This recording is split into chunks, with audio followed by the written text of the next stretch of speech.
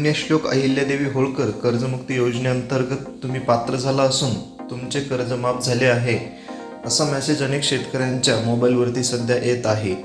आता हा मेसेज नेमकं कोणत्या शेतकऱ्यांना येत आहे, कोणाचे कर्ज माफ झाले आहे आणि हा मेसेज खरंच बँकेकडूनच येतो आहे का, की राज्यभरात एकंदरीत ही संपूर्ण प्रक्रिया सुरू असताना यामध्ये काही शेतकऱ्यांची फसवणूक देखील या मेसेजच्या माध्यमातून केली आहे आणि याचविषयी सविस्तर माहिती समजून घेऊ. त्याचबरोबर कर्जमाफीविषयी लेटेस्टमध्ये काय अपडेट आहे त्याबद्दल देखील सविस्तर माहिती या रिपोर्टच्या माध्यमातून समजून घेणार आहोत.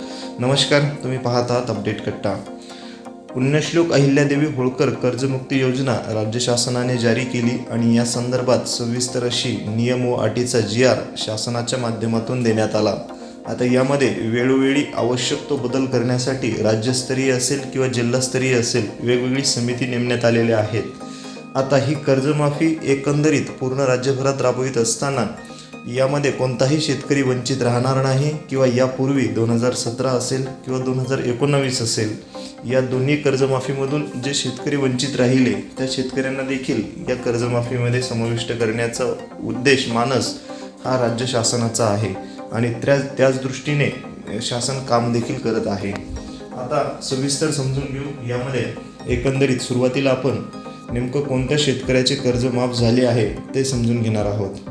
तर राज्यामध्ये सध्या कर्जमाफीविषयी लेटेस्ट अपडेट जर घ्यायची ठरली तर यामध्ये ज्या शेतकऱ्याचे कर्ज हे 2 लाखापर्यंतचे होते आणि 2019च्या कर्जमाफीचा लाभ ज्या शेतकऱ्यांनी घेतला नव्हता, ज्यांना 2019च्या कर्जमाफीचा लाभ मिळाला नव्हता त्या शेतकऱ्यांनाच केवळ 2 लाख रुपयापर्यंतचे कर्ज माफ होणार आहे आणि ही प्रक्रिया सुरू आहे.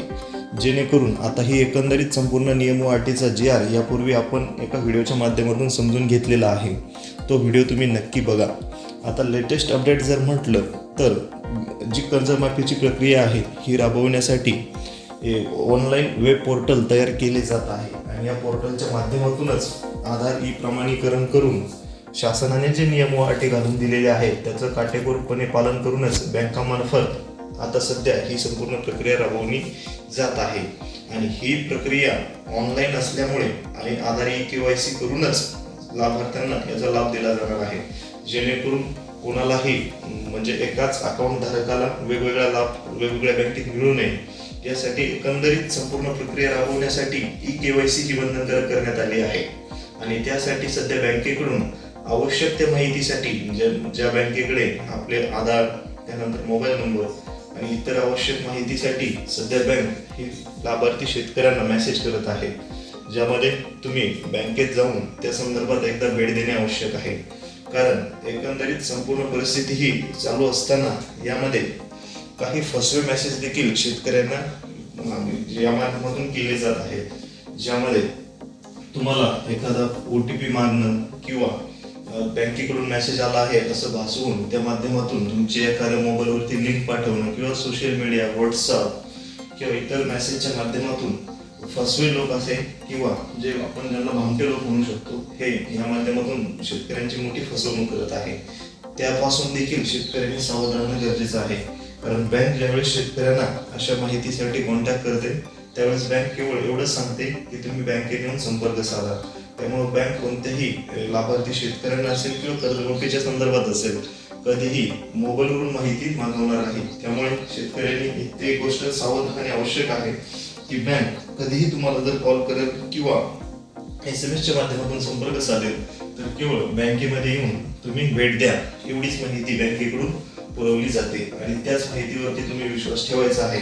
इतर कोणत्याही सध्या सोशल मीडिया, WhatsApp किंवा कोणतीही लिंक जर आल्या तर त्यावरती क्लिक करू नका किंवा तिथे कोणतीही तुमची वैयक्तिक माहिती शेअर करू नका. चला, त्यानंतरचा दुसरा टप्पा आहे की आता टप्प्याटप्प्यानं यामध्ये शेतकऱ्याची नोंदणी असेल किंवा शेतकऱ्याचा डेटा असेल तो बँकेमार्फत या वेब पोर्टलवरती टाकला जाणार आहे आणि त्यासाठी अधिकृत असे शासनाच्या एक संकेतस्थळ शासन या संदर्भात तयार करेल आणि त्याची माहिती प्रसारित करेल. त्याविषयी देखील आपण लेटेस्ट अपडेट घेऊन येणार आहोत. आता एकंदरीत तुम्ही जे कर्जमाफीसाठी पात्र असाल ते GR देखील तुम्ही सविस्तर बघितलं असेल आणि त्यामध्ये वेळोवेळी आवश्यक तो बदल करण्यासाठी आपले जिल्हास्तरीय असेल किंवा राज्यस्तरीय असेल, या संदर्भात शासनाने वेगवेगळ्या समित्या नेमून कर्जमाफी योजना लवचिक करण्यात येत आहे, ज्यामध्ये 3 प्रकार आहेत. एक आहे कर्जमाफी 2 लाखापर्यंतची. त्यानंतरचा दुसरा एक प्रकार आहे ज्यामध्ये OTS आहे, म्हणजे एक तडजोड आहे.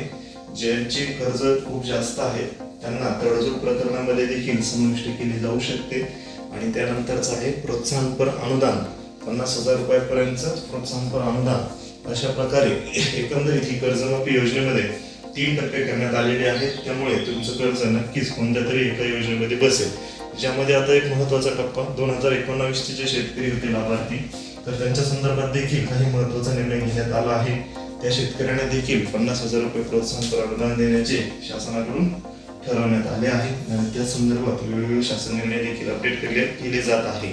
आता एकंदरीत ही कर्जमाफी प्रक्रिया राबवत असताना ही प्रक्रिया संपूर्णपणे ऑनलाईन असल्यामुळे यामध्ये थोडा वेळ लागू शकतो, कारण यापूर्वीची देखील आपण कर्जमाफी योजना बघितली होती, ज्यामध्ये पहिल्या टप्प्यामध्ये जे पात्र शेतकरी आहेत त्यांची घेतली जाते कर्जमाफीमध्ये नावे. त्यानंतर तडजोड प्रकरणे असतील, त्यानंतर OTS असेल आणि इतर थकबाकीदार शेतकरी असतील, किंवा ज्या शेतकऱ्यांचं या योजनेअंतर्गत त्यांना जास्तीत जास्त लाभ कसा दिला जाईल हा देखील प्रयत्न या सामान्य शेतकऱ्यांसाठी शासनाचा असणार आहे. त्यानंतर एक महत्त्वाची अशी अपडेट आहे, ती म्हणजे मयत शेतकरी. आता सध्या तो एक मोठा प्रश्न आहे की आधार प्रमाणीकरण असल्यामुळे जे मयत शेतकरी आहेत त्यांचे खातेचं आधार प्रमाणीकरण कसं केलं जाणार आहे. तर त्यासाठी देखील सध्या बँके स्तरावरून जे मोबाईल नंबर रजिस्टर आहे बँकेकडे, त्या मोबाईल नंबरवरती मेसेज पाठवले जात आहे की तुम्ही बँकेला येऊन भेटा आणि बँकेत येऊन तुमची जी वारसदाराची माहिती आहे आणि इतर जे डॉक्युमेंट्स लागणार आहेत, आवश्यक ते डॉक्युमेंट्स, तर ती डॉक्युमेंट्स बँकेकडून शेतकऱ्यांना मागवली जात आहेत. आणि एवढेच मेसेज फक्त बँकेकडून केले जात आहे.